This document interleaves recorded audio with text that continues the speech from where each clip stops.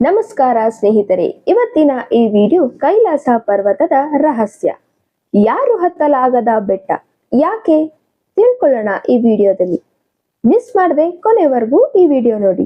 ನಿಲ್ಲಿ, ಒಂದು ನಿಮಿಷ ಯೋಚನೆ ಮಾಡಿ. ಮೌಂಟ್ ಎವರೆಸ್ಟ್ ಜಗತ್ತಿನ ಅತಿ ಎತ್ತರದ ಬೆಟ್ಟ. ಅದನ್ನು 10,000ಕ್ಕೂ ಹೆಚ್ಚು ಜನ ಹತ್ತಿದ್ದಾರೆ.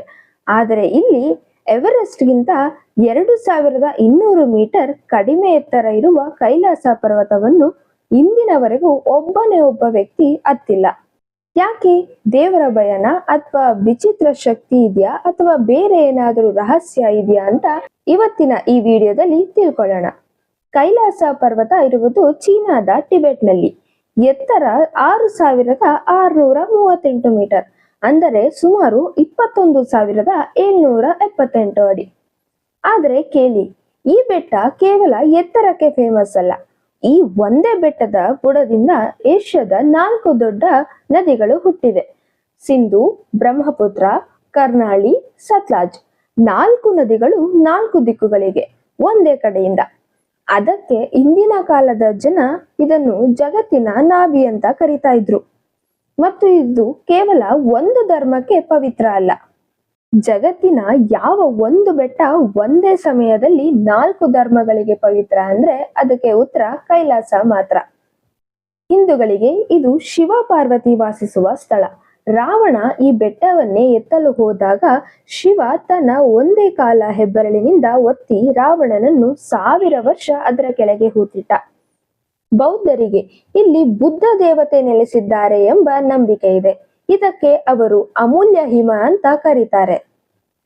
ಜೈನರಿಗೆ ಇಲ್ಲಿಯೇ ಅವರ ಮೊದಲ ತೀರ್ಥಾಂಕರ ಮೋಕ್ಷ ಪಡೆದಿದ್ದು.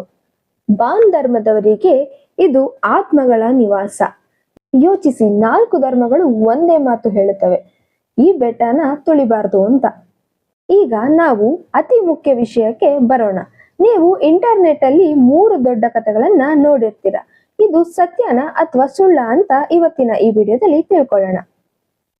ಮೊದಲಿಗೆ, ಅಲ್ಲಿ ಸಮಯ ವೇಗವಾಗಿ ಓಡುತ್ತದೆ. ಕೈಲಾಸ ಹತ್ತಿದ ಜನರ ಉಗುರು ಮತ್ತು ಕೂದಲು ವಾರದಲ್ಲಿ ತಿಂಗಳಿನಷ್ಟು ಬೆಳೆಯುತ್ತೆ ಅಂತ ಹೇಳ್ತಾರೆ. ಅದು ಖಂಡಿತವಾಗ್ಲೂ ಸುಳ್ಳು. ಯಾಕಂದ್ರೆ ಇದಕ್ಕೆ ಯಾವ ವಿಜ್ಞಾನಿ, ಯಾವ ಸಂಸ್ಥೆ ಪುರಾವೆ ಕೊಟ್ಟಿಲ್ಲ. ಎತ್ತರದ ಜಾಗದಲ್ಲಿ ಬಿಸಿಲು ಜಾಸ್ತಿ ಬೀಳುವ ಕಾರಣ ಚರ್ಮ ಒಣಗಿ ಉಗುರು ಹೆಚ್ಚು ಕಾಣುತ್ತದೆ. ಅದನ್ನೇ ದೊಡ್ಡ ಕತೆ ಮಾಡಿದ್ದಾರೆ. ಎರಡನೆಯದು, ಕೈಲಾಸ ಮನುಷ್ಯ ಕಟ್ಟಿದ ಪಿರಮಿಡ್. ಇದನ್ನು ನೋಡಿ, ಈಜಿಪ್ಟ್ ಪಿರಮಿಡ್ ನ ಹಾಗೆ ಇದೆ ಅಂತ ಹೇಳ್ತಾರೆ. ಆದ್ರೆ ಇದು ಸುಳ್ಳು. ಹಿಮಯುಗದಲ್ಲಿ ನಡೆದ ಪ್ರಕ್ರಿಯೆಯಿಂದ 4 ದಿಕ್ಕಿನಿಂದ ಹಿಮಕಲ್ಲನ್ನು ಕೊರೆದು ಈ ಆಕಾರ ಬಂದಿದೆ. ಇದು ಕೈಲಾಸ ಮಾತ್ರ ಅಲ್ಲ, ಜಗತ್ತಿನ ಅನೇಕ ಬೆಟ್ಟಗಳಲ್ಲಿ ಹೀಗೆ ಕಾಣಿಸುತ್ತದೆ. ಮೂರನೆಯದು, ಹತ್ತಿದ ಜನ ವೇಗವಾಗಿ ಮುಪ್ಪಾಗಿ ಸಾಯ್ತಾರೆ. 4 ರಷ್ಯನ್ ಪರ್ವತಾರೋಹಿಗಳು ಕೈಲಾಸ ಹತ್ತಿ ಕೆಳಗೆ ಬಂದ ನಂತರ ಕೆಲವೇ ತಿಂಗಳಲ್ಲಿ ಸತ್ತೋಗ್ತಾರೆ. ಇದು ಸಂಪೂರ್ಣ ಸುಳ್ಳು. ಇದಕ್ಕೆ ಯಾವ ದಾಖಲೆ, ಯಾವ ಪತ್ರಿಕೆ ವರದಿ, ಯಾವ ಪ್ರಮಾಣ ಇಲ್ಲ. ಇಂಟರ್ನೆಟ್ ಅಲ್ಲಿ ಹಬ್ಬಿದ ಭಾರಿ ಗಾಳಿ ಸುದ್ದಿ ಇದು. ಸ್ನೇಹಿತರೆ, ಒಂದ್ ಮಾತು ನೆನ್ಪಿಡಿ, ಕೈಲಾಸ ತನ್ನ ನಿಜ ರೂಪದಲ್ಲೇ ಅದ್ಭುತವಾಗಿದೆ. ಅದಕ್ಕೆ ಸುಳ್ಳು ಅಂಟಿಸುವ ಅವಶ್ಯಕತೆ ಇಲ್ಲ. ಈಗ ಒಂದು ನಿಜವಾದ ವಿಜ್ಞಾನದ ಅದ್ಭುತ ಕೇಳಿ. ಕೈಲಾಸ ಪಕ್ಕದಲ್ಲಿ 2 ಕೆರೆಗಳಿವೆ. ಒಂದು ಮಾನಸ ಸರೋವರ, ಮತ್ತೊಂದು ರಾಕ್ಷಸ ತಾಲ್. ಮಾನಸ ಸರೋವರದ ನೀರು ಸಿಹಿಯಾಗಿದೆ, ಶಾಂತವಾಗಿದೆ ಹಾಗೂ ಸ್ವಚ್ಛವಾಗಿದೆ. ರಾಕ್ಷಸ ತಾಲ್ ಅದರ ಪಕ್ಕದಲ್ಲೇ ಇರೋದು, ಆದ್ರೆ ಇದರ ನೀರು ತುಂಬಾನೇ ಉಪ್ಪಾಗಿದೆ. ಇದು ಹೇಗೆ ಸಾಧ್ಯ? ರಾಕ್ಷಸ ತಾಲ್ನಿಂದ ನೀರು ಹೊರಗೆ ಹೋಗಲು ಯಾವ ದಾರಿ ಇಲ್ಲ. ನೀರು ಹಾವಿಯಾಗದಂತೆ ಉಪ್ಪು ಮಾತ್ರ ಒಳಗೆ ಉಳಿಯುತ್ತೆ. 1000 ವರ್ಷದಿಂದ ಹೀಗೆ ನಡೆಯುತ್ತಾ ಬಂದಿರೋದ್ರಿಂದ ನೀರು ಉಪ್ಪಾಗಿ ಹೋಗಿದೆ. ಒಂದೇ ಪ್ರದೇಶ, ಒಂದು ಸ್ವರ್ಗ, ಇನ್ನೊಂದು ನರಕ. ಪ್ರಕೃತಿ ತನ್ನ ಆಟ ತಾನೇ ಆಡುತ್ತಿದೆ. ಈಗ ಅಸಲಿ ಉತ್ತರನ ತಿಳ್ಕೊಳ್ಳೋಣ. 1926ರಿಂದ ಹಲವಾರು ಪರ್ವತಾರೋಹಿಗಳು ಕೈಲಾಸ ಹತ್ತಲು ಪ್ರಯತ್ನಿಸಿದರು, ಆದರೆ ಯಾರಿಗೂ ಆಗಲಿಲ್ಲ. ಕಾರಣ 3. ಮೊದಲನೆಯದು, ಬೆಟ್ಟದ ಗೋಡೆ ತೀರಾ ಕಡ್ಡಿಯಾಗಿದೆ.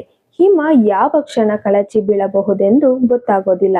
ಎರಡನೆಯದು, ಹವಾಮಾನ ಅತ್ಯಂತ ಅಪಾಯಕಾರಿ. ಸ್ಪಷ್ಟ ಆಕಾಶ 1 ಗಂಟೆಯಲ್ಲಿ ಭಯಂಕರ ಹಿಮ ಬಿರುಗಾಳಿ ಆಗ್ಬಿಡುತ್ತೆ. ಮೂರನೆಯದು, ಮತ್ತು ಇದೇ ಅತಿ ದೊಡ್ಡ ಕಾರಣ. 2001ರಲ್ಲಿ ಚೀನಾ ಸರ್ಕಾರ ಕೈಲಾಸ ಪರ್ವತ ಹತ್ತುವುದನ್ನು ಶಾಶ್ವತವಾಗಿ ನಿಷೇಧಿಸುತ್ತೆ. ಜಗತ್ತಿನ 4 ಧರ್ಮಗಳ ಭಾವನೆಗೆ ಗೌರವ ಕೊಡಬೇಕು ಅಂತ ಈ ತರ ನಿರ್ಧಾರನ ತಗೋತಾರೆ. ಜಗತ್ತಿನ ಅತ್ಯಂತ ಪ್ರಸಿದ್ಧ ಪರ್ವತಾರೋಹಿ ರೈನ್ಹೋಲ್ಡ್ ಮೆನ್ಸರ್ ಎವರೆಸ್ಟ್ ಅನ್ನು ಆಕ್ಸಿಜನ್ ಇಲ್ಲದೆ ಏರಿದ ಮನುಷ್ಯ. ಅವರು ಹೇಳಿದ್ದೇನು ಗೊತ್ತೇ? ಕೆಲವು ಬೆಟ್ಟಗಳನ್ನು ಜಯಿಸಬಾರದು, ಗೌರವಿಸಬೇಕು. ಕೈಲಾಸ ಜಯಿಸಲಾಗದ ಬೆಟ್ಟ ಅಲ್ಲ, ಜಯಿಸಬಾರದ ಬೆಟ್ಟ. ಸ್ನೇಹಿತರೆ, ಮನುಷ್ಯ ಚಂದ್ರನ ಮೇಲೆ ಹೋಗಿ ಬಂದ, ಸಮುದ್ರದ ಆಳಕ್ಕೆ ಇಳಿದ, ಎವರೆಸ್ಟ್ ತುದಿ ತಲುಪಿದ. ಆದರೆ ಕೈಲಾಸ ಪರ್ವತ ಇಂದಿಗೂ ಮನುಷ್ಯನ ಅಹಂಕಾರಕ್ಕೆ ತಲೆಬಾಗಿಲ್ಲ. ಅದು ಸೋಲಲ್ಲ, ಅದು ನಮ್ಮ ಗೌರವ. ವಿಜ್ಞಾನ ಹೇಗೆ ಎಂದು ಹೇಳುತ್ತದೆ, ಭಕ್ತಿ ಯಾಕೆ ಎಂದು ಹೇಳುತ್ತದೆ. ಕೈಲಾಸ ಆ ಎರಡರ ನಡುವೆ ಶಾಂತವಾಗಿ ನಿಂತಿದೆ. ಇಂದಿಗೂ ಲಕ್ಷಾಂತರ ಜನ ಅದನ್ನು ತುಳಿಯಲು ಹೋಗದೆ ಸುತ್ತ ಬಂದು ನಮಸ್ಕರಿಸಿ ಬರುತ್ತಾರೆ.